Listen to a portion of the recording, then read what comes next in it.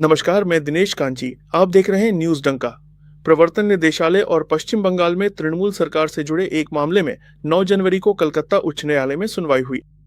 सुनवाई के दौरान भारी हंगामा हुआ और इस हंगामे के कारण न्यायमूर्ति सुब्रा घोष को सुनवाई स्थगित करनी पड़ी। ये मामला बेहद गंभीर है। सुप्रीम कोर्ट ने ऐसी टिप्पणी की है। क्या आप उच्च न्यायालय को जंतर मंतर बनाना चाहते हैं? ऐसा सवाल भी उठाया गया है। पश्चिम बंगाल में ऐसी स्थिति है कि अगर हम हस्तक्षेप नहीं करते हैं तो अराजकता की स्थिति पैदा हो जाएगी, ऐसा सुप्रीम कोर्ट का कहना है। ईडी अधिकारियों के खिलाफ तृणमूल सरकार द्वारा दायर एफआईआर पर रोक लगाने का आदेश सुप्रीम कोर्ट ने दिया है और तृणमूल सरकार को नोटिस जारी किया है। इस नोटिस का जवाब तृणमूल सरकार यानी ममता बनर्जी को अगले 3 दिनों में देना है। बेशक ममता बनर्जी इस समय मुश्किल में है। 9 जनवरी को कलकत्ता हाईकोर्ट में जो कुछ भी हुआ उसके बाद ईडी के अधिकारियों ने अनुच्छेद 32 के तहत सुप्रीम कोर्ट में एक याचिका दायर की और आज इस मामले पर सुनवाई हुई। इस पूरे मामले की शुरुआत एक कोयला घोटाले कोयले की तस्करी से हुई। ईडी के अधिकारी इस मामले की जांच कर रहे थे। धीरे धीरे तार खुलते गए और इस मामले का कहीं ना कहीं तृणमूल के नेताओं से संबंध है। इंडियन पॉलिटिकल एक्शन कमेटी यानी आईपैक से है, जिसके सह संस्थापक प्रतीक जैन है, जिनके घर पर 8 जनवरी को ईडी के अधिकारियों ने छापा मारा, उनके दफ्तर पर छापा मारा। और इस आईपैक के संस्थापक राजनीतिक रणनीतिकार प्रशांत किशोर हैं, ये जानना आपके लिए जरूरी है। ईस्टर्न कोलफील्ड्स कोल इंडिया की एक सहायक कंपनी है। कोल इंडिया केंद्र सरकार का एक उपक्रम है। ईस्टर्न कोलफील्ड्स के पश्चिम बंगाल में कोयले की खदानें हैं और इन खदानों से कोयले की तस्करी होती है। अनूप माझी एक कोयला तस्कर इसका किंगपिन है। 2017 से 2020 के बीच ईस्टर्न फील्ड की खदानों से हुई कोयले की तस्करी से 2742 करोड़ रुपए की संपत्ति जमा की गई, ऐसा ईबी का दावा है। और इसमें से 20 करोड़ रुपए इंडियन पॉलिटिकल एक्शन कमेटी यानी आईपैक को 2020-21 के दौरान ट्रांसफर किए गए। ये पैसा आर क्रांतिलाल फर्म के जरिए ट्रांसफर किया गया था। यानी अलग अलग तरीकों से मनी लॉन्ड्रिंग के जरिए ये पैसा आईपैक को ट्रांसफर किया गया और इसका इस्तेमाल गोवा चुनाव में किया गया, ऐसा ईडी का आरोप है। आईपैक के सह संस्थापक प्रतीक जैन के घर और दफ्तर पर 8 जनवरी को ईडी के अधिकारियों ने छापा मारा। ये खबर मुख्यमंत्री ममता बनर्जी तक पहुंची और ममता बनर्जी पुलिस बल के साथ पश्चिम बंगाल के पुलिस महानिदेशक राजीव कुमार के साथ घटनास्थल के लिए रवाना हुई। उन्होंने ईडी के अधिकारियों को धमकाया और उनके पास मौजूद सबूत छीन लिए। उनसे फाइलें छीन ली गईं, पेन ड्राइव छीन लिए गए, कुछ हार्ड डिस्क भी छीन लेने का दावा ईडी के अधिकारियों ने किया है। ये मामला 9 जनवरी को कलकत्ता उच्च न्यायालय में ईडी के अधिकारियों द्वारा उठाया गया था। जब मामले की सुनवाई शुरू हुई तो वहां बड़ी भीड़ जमा हो गई, हंगामा शुरू हो गया, नारेबाजी शुरू हो गई और इतनी नारेबाजी हुई, इतना हंगामा हुआ कि न्यायमूर्ति सुब्रा घोष को भी सुनवाई स्थगित करनी पड़ी। इस हंगामे में मैं काम नहीं कर सकती, ऐसा कहकर उन्होंने ये सुनवाई स्थगित कर दी। ईडी के अधिकारियों ने सुप्रीम कोर्ट में जो याचिका दायर की है उसमें साफ शब्दों में कहा गया है कि पीएमसी के कार्यकर्ताओं ने व्हाट्सएप मैसेज भेजे और ये भीड़ इकट्ठा की। ऐसे कई लोग हाईकोर्ट में मौजूद थे जिनका इस मामले से कोई लेना देना नहीं था। इस भीड़ ने नारेबाजी की, इस भीड़ ने हंगामा किया और इसका नतीजा ये हुआ कि सुनवाई बंद करनी पड़ी। यानी भीड़ के जरिए अदालत की कार्रवाई पर दबाव डाला गया और ये काम आखिरकार बंद कर दिया गया। केंद्र सरकार के एडवोकेट जनरल तुषार मेहता ने इस मामले में सुप्रीम कोर्ट में दलीलें दी। दलीलें देते हुए उन्होंने एक वाक्य का इस्तेमाल किया कि पश्चिम बंगाल में डेमोक्रेसी नहीं बल्कि मोबोक्रेसी चल रही है। उन्होंने साफ शब्दों में आरोप लगाया है कि पश्चिम बंगाल की मुख्यमंत्री ममता बनर्जी ने ईडी द्वारा जमा किए गए सबूत चुराए हैं। ईडी के अधिकारी जब 8 जनवरी को प्रतीक जैन के घर की जांच कर रहे थे तब उन्हें रोकने के लिए मुख्यमंत्री ममता बनर्जी राज्य के पुलिस महानिदेशक राजीव कुमार के साथ पहुंची। उनके साथ राज्य पुलिस का बड़ा काफिला था।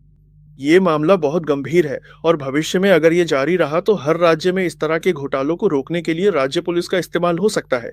इसलिए सुप्रीम कोर्ट ने पुलिस महानिदेशक राजीव कुमार के खिलाफ सख्त कार्रवाई की जाए, इस तरह की मांग तुषार मेहता ने की और उन्होंने एक महत्वपूर्ण मुद्दा उठाया। उन्होंने कहा कि कार्यालय किसका था?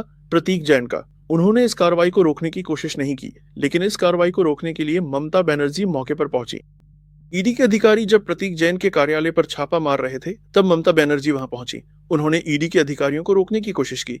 उन्होंने ईडी के अधिकारियों को धमकाया और सबूत छीन लिए। जब इस मामले पर बहुत हंगामा हुआ तो तृणमूल के पदाधिकारी ये दलील देने लगे कि आईपैक और तृणमूल कांग्रेस के बीच एक समझौता है और ये समझौता चुनाव के संदर्भ में है, प्रचार प्रसार के संदर्भ में है। आईपैक के पास तृणमूल कांग्रेस का बहुत महत्वपूर्ण डेटा है और ईडी के माध्यम से ये डेटा भाजपा निकालने की कोशिश कर रही थी। इसलिए ममता बनर्जी वहां पहुंची। वह राज्य की मुख्यमंत्री के तौर पर वहां नहीं गई थी, बल्कि पार्टी की नेता के तौर पर वहां गई थी। तृणमूल कांग्रेस की ओर से वरिष्ठ वकील कपिल सिब्बल सुप्रीम कोर्ट में दलीलें दे रहे हैं। उन्होंने सुप्रीम कोर्ट में यही मुद्दे उठाए। उन्होंने कहा कि आईपैक के खिलाफ आरोप काफी समय से हैं। ईडी काफी समय से उनकी जांच कर रही है। लेकिन पश्चिम बंगाल के विधानसभा चुनाव ठीक सामने होने पर यह छापा मारा गया और इसके पीछे राजनीतिक मकसद है।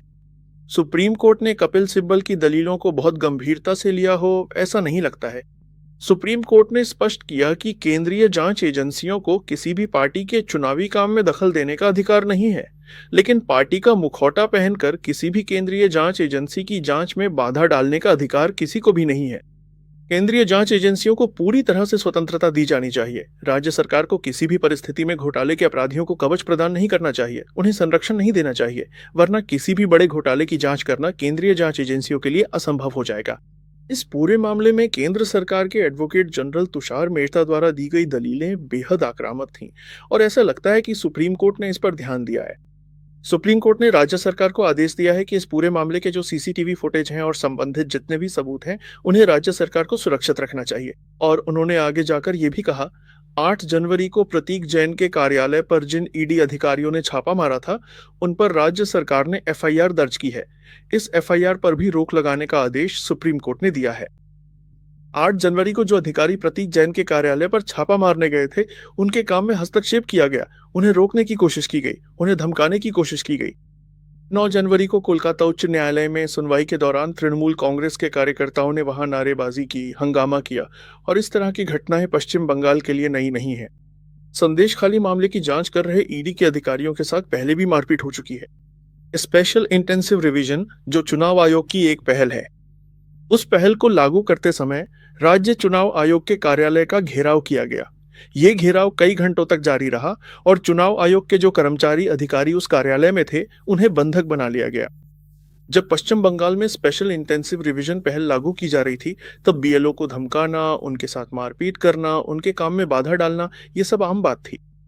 तृणमूल कांग्रेस के कार्यकर्ता, तृणमूल कांग्रेस के पदाधिकारी इसमें शामिल थे और अब तो मुख्यमंत्री ममता बनर्जी खुद मैदान में उतरकर दादागिरी कर रही हैं और इसका नजारा 8 जनवरी को पूरे देश ने देखा। अब क्या सुप्रीम कोर्ट इस सारी दादागिरी पर लगाम लगाएगा? ये सवाल बहुत महत्वपूर्ण है। तुषार मेहता ने आज सुप्रीम कोर्ट में बहुत ही भावुक होकर दलीलें दी हैं, बहुत महत्वपूर्ण मुद्दे उठाए हैं और उन्होंने सुप्रीम कोर्ट से अनुरोध किया है कि एक बार इसका फैसला कर दीजिए। पश्चिम बंगाल में जो अराजकता फैली है, उसे रोकने के लिए कहीं ना कहीं हस्तक्षेप करें। सुप्रीम कोर्ट ने भी कहा है कि स्थिति ऐसी है कि अगर हमने हस्तक्षेप नहीं किया तो पश्चिम बंगाल में शायद अराजकता की स्थिति पैदा हो सकती है। पश्चिम बंगाल में अराजकता की स्थिति पहले ही बन चुकी है और डर यह है कि अप्रैल में पश्चिम बंगाल में विधानसभा चुनाव है और इस दादागिरी के कारण ये चुनाव ठीक से हो पाएंगे या नहीं। ईडी द्वारा सुप्रीम कोर्ट में दायर जनहित याचिका आज अदालत में हुई दलीलों के बाद सुप्रीम कोर्ट ने पश्चिम बंगाल सरकार को नोटिस जारी किया है और 3 दिनों के भीतर जो दलीलें दी गईं, जो आरोप पश्चिम बंगाल सरकार के खिलाफ लगाए गए, उस संबंध में 3 दिनों में जवाब देने का आदेश सुप्रीम कोर्ट ने मुख्यमंत्री ममता बनर्जी की सरकार को दिया है। 2021 में पश्चिम बंगाल में विधानसभा चुनाव हुए थे, 2024 में लोकसभा चुनाव हुए थे। इन दोनों चुनावों के बाद वहां बीजेपी कार्यकर्ताओं को चुन चुन कर पीटा गया, कई लोगों की हत्या कर दी गई, घरों में घुसकर महिलाओं से बलात्कार किया गया। पश्चिम बंगाल में इस तरह की अराजकता की स्थिति होने के बावजूद केंद्र सरकार ने इस स्थिति को रोकने के लिए कोई कदम नहीं उठाया। केंद्र सरकार ने खुली आंखों से ये सारे अत्याचार देखे। अब पश्चिम बंगाल में एक बार फिर विधानसभा चुनाव है। पश्चिम बंगाल में दहशत का माहौल बनाने की कोशिश हो रही है। जहां सरकारी अधिकारी सुरक्षित नहीं है, जहां अदालतें सुरक्षित नहीं है, वहां आम जनता के मन में सुरक्षा की भावना पैदा हो भी तो कैसे? ऐसी स्थिति में अगर वहां विधानसभा चुनाव हुए तो एक बार फिर से वही तमाशा होने की संभावना है। सुप्रीम कोर्ट ने इस पूरी अराजकता का संज्ञान लिया है, पश्चिम बंगाल सरकार को नोटिस जारी किया है, लेकिन क्या कोई सख्त कार्रवाई होगी? क्या इस मामले का कोई हल निकलेगा? एडवोकेट जनरल तुषार मेहता ने जो अनुरोध किया है, क्या सुप्रीम कोर्ट उस अनुरोध पर ध्यान देगा? और अगर सुप्रीम कोर्ट के माध्यम से इस अराजकता को रोकने की कोई कोशिश नहीं हुई, तो क्या केंद्र सरकार इस मामले में कोई सख्त कदम उठाएगी? ऐसे कई महत्वपूर्ण सवाल हैं जो अनुत्तरित हैं और आने वाले समय में ही हमें उनके जवाब देखने को मिलेंगे। ममता बनर्जी की सरकार ने एक बात साफ तौर पर सबको दिखा दी है कि वे ईडी को नहीं मानती, वे चुनाव आयोग को नहीं मानती, वे सीबीआई को भी नहीं मानती। उन्होंने ये स्पष्ट कर दिया है कि वे अदालत को भी नहीं मानती। 9 जनवरी को तृणमूल कांग्रेस के कार्यकर्ताओं पदाधिकारियों ने हाईकोर्ट में भारी हंगामा किया। इतना हंगामा किया कि जस्टिस सुव्रा घोष के लिए सुनवाई जारी रखना असंभव हो गया। उन्होंने स्पष्ट किया कि इस हंगामे में मैं काम नहीं कर सकती। इसलिए सवाल ये उठता है कि भविष्य में ममता बनर्जी सुप्रीम कोर्ट के आदेश को मानेंगी या नहीं। 3 दिन बाद ममता बनर्जी की सरकार को सुप्रीम कोर्ट में अपना जवाब दाखिल करना है, और अगर ये जवाब सुप्रीम कोर्ट को संतोषजनक नहीं लगा तो जाहिर है सुप्रीम कोर्ट ममता बनर्जी की सरकार के खिलाफ कोई आदेश देगा। अगर ममता बनर्जी की सरकार ने इन आदेशों का पालन नहीं किया, इस आदेश को लागू नहीं किया, सुप्रीम कोर्ट की जो मर्यादा है उसका भी उल्लंघन किया, जैसा उन्होंने हाई कोर्ट की मर्यादाओं का उल्लंघन किया था, तो उसके बाद सुप्रीम कोर्ट की भूमिका क्या होगी और असल में केंद्र सरकार की भूमिका क्या होगी, मोदी सरकार की भूमिका क्या होगी? पश्चिम बंगाल में जो अराजकता का नंगा नाच चल रहा है, उसे रोकने के लिए केंद्र सरकार क्या करेगी, सुप्रीम कोर्ट क्या करेगा? ये सबसे महत्वपूर्ण सवाल है, क्योंकि ये सवाल सिर्फ पश्चिम बंगाल सरकार का नहीं है। ये सवाल इस देश में लोकतंत्र रहेगा या नहीं इसका है। ये सवाल इसका है कि पश्चिम बंगाल सरकार के माध्यम से पूरे देश पर जो बांग्लादेशी घुसपैठियों का संकट आया है वो टलेगा या नहीं।